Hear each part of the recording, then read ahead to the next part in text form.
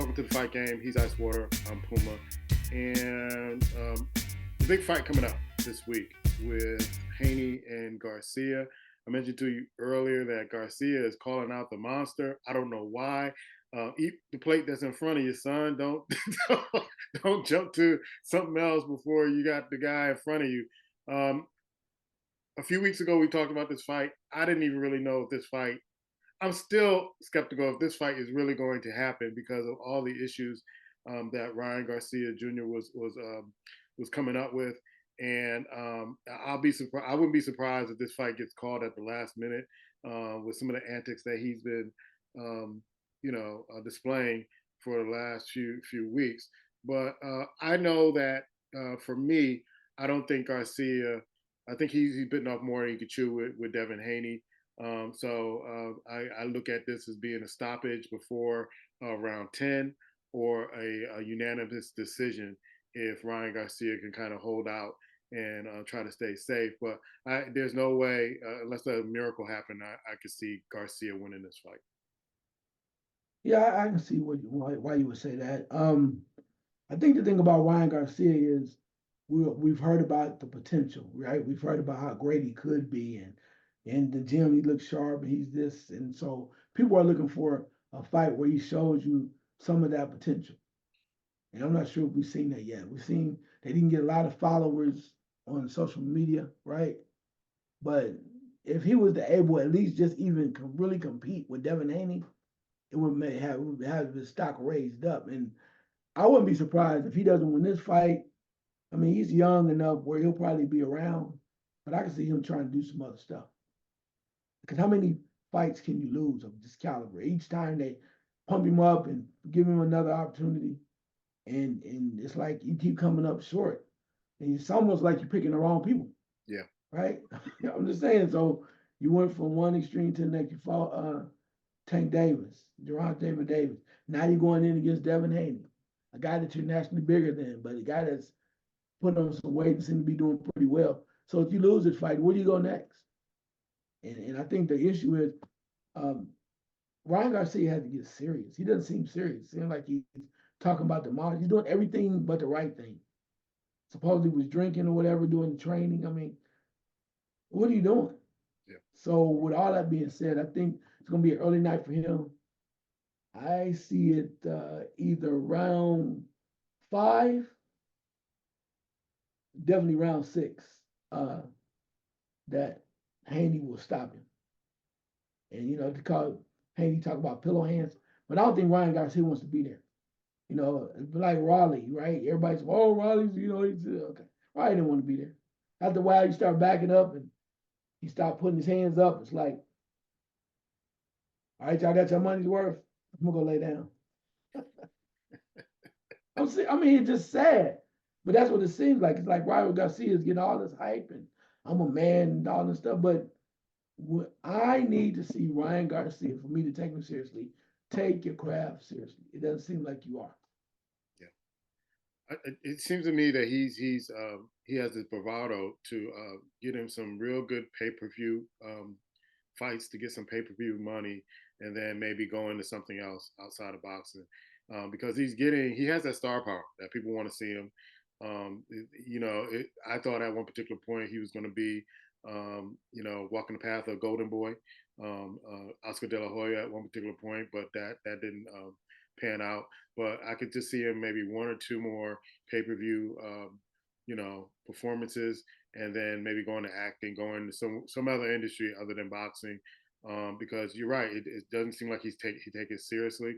Maybe this is a decoy to have people thinking that he's not really focused and pull out a surprise with Devin Haney. But I don't think so, and I don't think Devin Haney is fooled by that. He's going in there serious. He's a serious guy, and he wants to add on to his legacy. I know Alvarez is fighting on May 4th, and so for the undisputed super middleweight titles. And that's in Las Vegas. The Haney Garcia fight is in the big lights of New York City.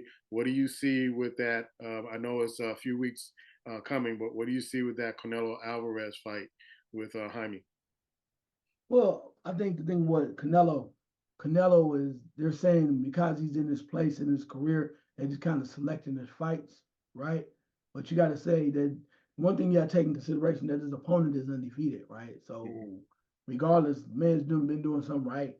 But again, it's almost as if Canelo's like, okay, I'm gonna give y'all a little taste, like a little tune up here, and I'm trying to get serious in the fall. But when you think about it, Canelo is the face of boxing still, but you have to ask yourself, who's next? Who wants to fight next?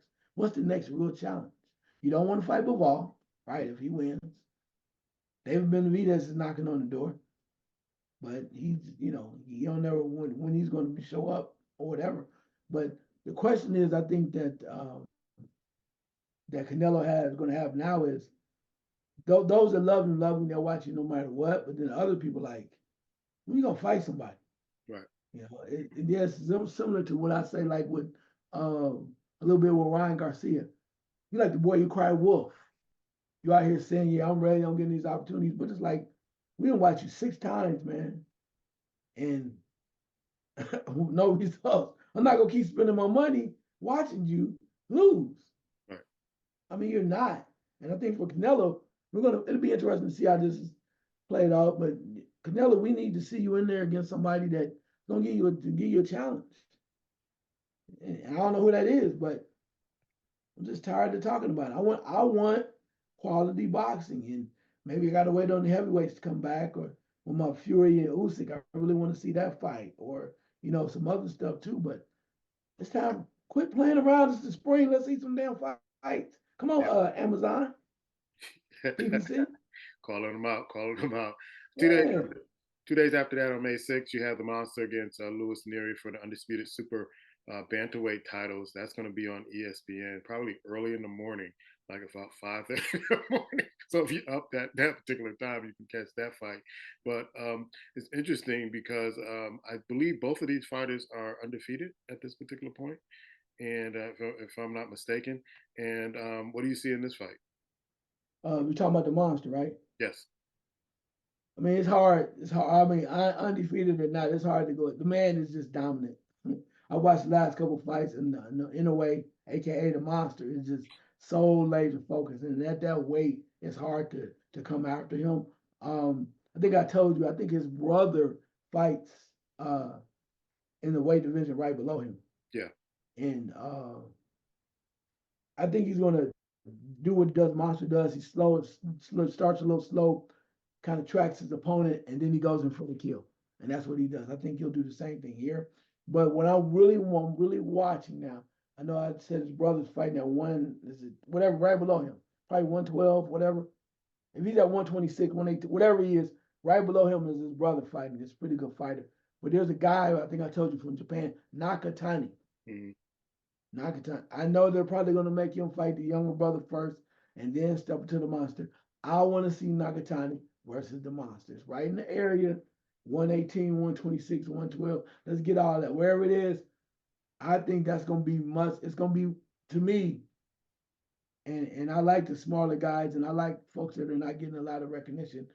If we're able to see, and they both keep winning, the monster in a way, if he's winning, and we get to see Nakatani undefeated comes up too. It will remind me of the time years ago, aging myself, but y'all already see what's going on here. Anyway, but years ago when I saw Manny Pacquiao versus Juan Manuel Marquez for the first time, one of the greatest fights ever, one. And I would love to see something like this happen, and maybe we get a trilogy, right? But we got to start with one. But that's a fight in the lower weights I would love to see. Nakatani versus Inoue. But let's start with this first, with the first Inoue fight, and see what happens. Any other boxing news you want to throw in before we go to MMA and the UFC 300? Yeah, I was watching some footage of a couple the press conferences between or I guess yeah, bouncing around the press conference between Arturo Beterbiev and Dimitro Bivol. I think they have a history from back in the amateurs and whatnot, and they seem real serious. They both have, Bivol's probably more of a boxer puncher, but he can knock you out. But we know Beterbiev is straightforward. And I'm almost 40. looking like a young George Foreman. I'm gonna knock you the hell out, and I think that's how that is. He's coming forward. So, um, yeah, that's definitely something I wanna see. I'm looking forward to. Then of course, even though I know it's early, I'm still trying to get y'all hype because I'm telling you, you need to see this fight. Fury versus Usyk in the heavyweights. Little man versus big man. You need to see that. The little man. You need to see these dudes fight, man.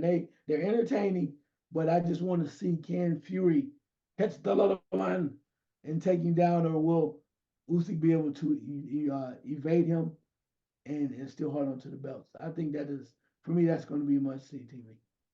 Yeah, I think I placed the bet before the last fight, and it got postponed. So I think that bet is still good. I got Usyk in that fight. I got Usyk in that. I got Usyk in that fight. Woo! You'll make a side bet So, anyway. I placed that bet like weeks ago, and so I think it's still sitting up there in my betting app. I'm not going to mention the app because they don't pay us any they don't sponsor us, so I ain't mentioning you until you sponsor us. I'll mention you. All right, UFC 300, man. It was a barn burner. I want to go to the preliminaries first because there were some interesting fights in the preliminaries. Sterling over Qatar in a 3 round decision. But I've been watching Kayla Harrison fight in other leagues, and she just absolutely mauled Holly Holm, who was 43. I think Kayla is like 34, and she just mauled Holly Holmes. And I like Holly Holmes. She made history of beating Ronda Rousey, who was the baddest woman on the planet at that particular time. But it just made me think that maybe she needs to take a step back and think about retirement because it was like Kayla Harrison, the muscles and the brute strength that she just had was just too much. And watch out for Kayla Harrison in women's bantamweight. Also, I thought Yusuf would do better in the featherweight fight against Diego Lopes, but that didn't happen. It was a TKO in the first round, real quick. As my boy Eddie would always say, a one-hitter quitter. It wasn't exactly that, but yeah, it was pretty bad. But looking at the main card, you had Max Holloway who won the BMF title against Justin, and I guess this was been in the highlights where in the last few seconds of the last round, pointed him in the center round, let's go at it, and just put Justin to sleep. Which I was very surprised that Justin, I think when he got his nose broken the first round, where he should have been kind of staying back and, getting to the second round, he kind of tried to jump in and sneak something in and got his nose broke. I thought that was the fight there. Nickel beat Cody Burndage in a submission in the second round. Charles Oliveira, I thought he would take out Armand, but he didn't take out Armand, didn't do enough, lost the decision. Um, you had Zhang, who had all she can handle with Yang. Yang had the upright game and had the reach, had the quickness, but Zhang found a way to get her on the ground, ground and pound a little bit, almost choked her out, and had her out, I think, in the first round. But miraculously, Jan came back and made a better account for herself, and I think she's going to cause a lot of problems in the women's strawweight. But I would like to see a rematch of this with Zhang because Zhang would say, "Hey, she's a hell of a fighter," and you had two Chinese girls going at it, and they weren't giving up any inches. They weren't backing down. The fight, Alex Pereira against Jamal Hill, was very disappointing. I think I mentioned to you yesterday that Hill didn't come in shape. We came in with the belly hanging over the trunks, and then it was jiggling. And as soon as I saw that, I'm like, this is going to be a quick fight. I was with some people Saturday. I'm like, he must have ate a steak before we jumped in the ring because Alex Pereira, our boy, one of the referees, I forget his name, but he wanted to come in because he thought Alex Pereira had a low blow. Pereira like, nah, I got this. You're getting in the way. Hit him with a left hand to the nose, got him to the ground and pound, and the ref was like calling it. He calls it usually pretty quick, but this was justified because Hill was out from that left. already, because you could see him looking in the air, and you could see his ankle Mhm. buckle under his his legs, and it's like, okay, he's out. But I thought this was a great card. Um, Gotta give salute to Dana White and the UFC. This was a great card. It was action packed. Most of the fights, if not all the fights, were devastating, and there were some surprises. But they put on a good show last Saturday. Yeah, well, Dana White knows that they're so frequently in the rotation that you got to give the people something to watch, particularly when it's on pay-per-view. But to see Max Holloway is still making moves and still hanging around. Max has been in the game a long time. You've seen him fight a lot of top guys, but for him to still be around is kind of cool. Like watching your uncle still fight. No, he should retire, take the gloves off. But I was impressed when you mentioned about Kayla Harrison and what she's able to take down Holly Holm. But here's what I want to see. I mean, we guys trying to pick up stuff, and I hear about Harrison. She's been all over the place. Let's throw in there with Cyborg. Is that possible weight wise? Ooh, Yeah, you heard me. ooh, You think I'm paying attention? I'm paying attention. Let's ooh. see her with some, because they both come from different federations or whatever. They all over the place. Yeah, let's see a little Kayla Harrison versus Cyborg. Because Cyborg swears that she still got it and she still want to really fight competitively. So yeah, Harrison and Cyborg. I called it. What you think? Yeah, I think it would be a must see fight because Harrison looked. I mean, she looked yoked. She looked like I don't know what protein or what she using, but it was like I don't know What if they do any testing on it, and I don't want to what take she anything fighting? from her, huh? What weight? She was fighting in the bantamweight, and she just looked huge. I mean, muscle, huge. Like like I don't know what pregame meal she had, but it Yeah, was like Holly Holmes had nothing as far as strength and power to handle that onslaught that Kayla came in with. And I ain't accusing her of doing anything because I've been watching Kayla for a while. I like the way she fights, and she keeps herself in tip top shape. And she just ran through Holly Holmes like it was I mean, it was second round submission in 147 in the second round, and you could just tell that this is going to be a rough night for Holly, and it was only a matter of time before she went out. But it was like the sheer speed and strength of Kayla Harrison was like I haven't seen that in a long time. I haven't seen that since the Lioness, to be honest with you. oh, wait a minute. Yeah. Oh, So if the what? Lioness can come out and wants to fight, I would want to. That's the fight I want to see. You ain't got enough money for my girl Linus. Linus is, you got to come up with some real money. But yeah, you got enough money for the Linus. I don't know, but yeah, I'm looking at. I'm going a little bit ahead and looking at 301 UFC. There's not a lot of people. There's some good fighters on there, but are there those fights that I really want to see that is going to make me pay for pay-per-view and all that other stuff. There's some good fighters on this particular card, but it pales in comparison to the last card in 300.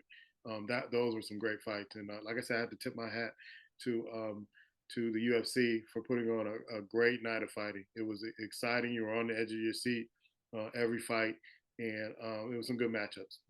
Any other thoughts, man? Yeah, just looking forward to some things, man. Like I said, hopefully get some better boxing matches that we're getting heading into the warmer months. We talked about too about there's a chance that what did I say? I said that we're gonna have Amanda Serrano and Katie Taylor in a rematch this summer. That was almost like a fight of the year.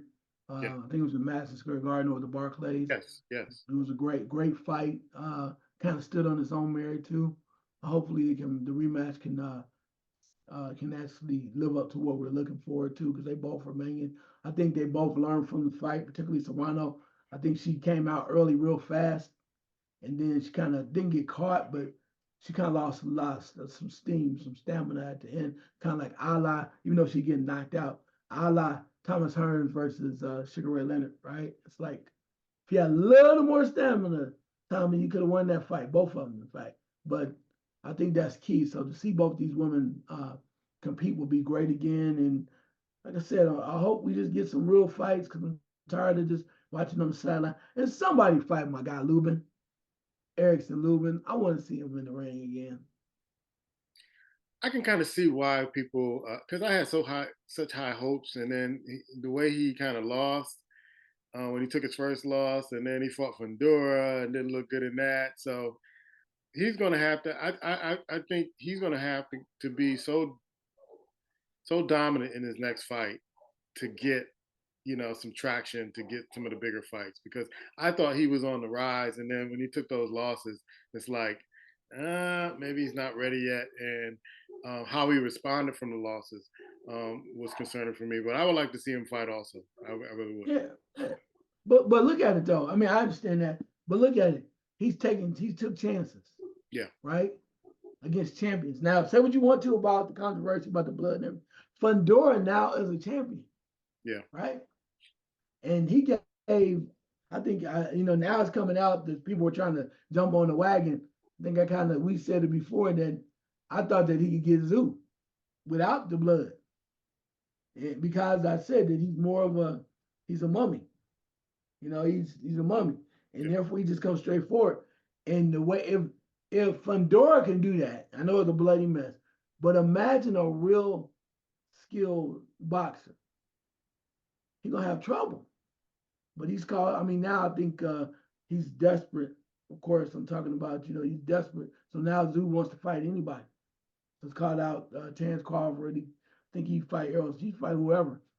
But I think too, what's going to happen is with that fight, there is a rematch clause, so we will get that first before we say anything. So That'd be it'll good. be good. He deserves a rematch, Yeah, and we'll see if Fandora's the real deal. yeah, yeah. He's Icewater. I'm Puma, and this is Fight Game.